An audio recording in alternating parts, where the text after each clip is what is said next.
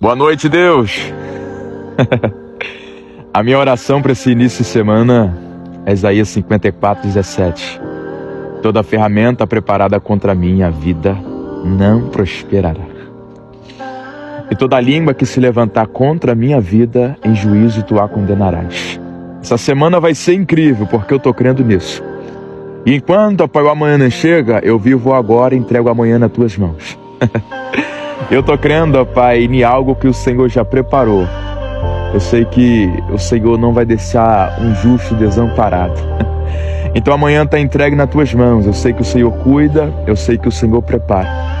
E continue olhando, Pai, para esse falho, pobre pecador. E que essa noite venha a ser incrível. Tenha uma ótima noite, Espírito Santo. E obrigado, Deus.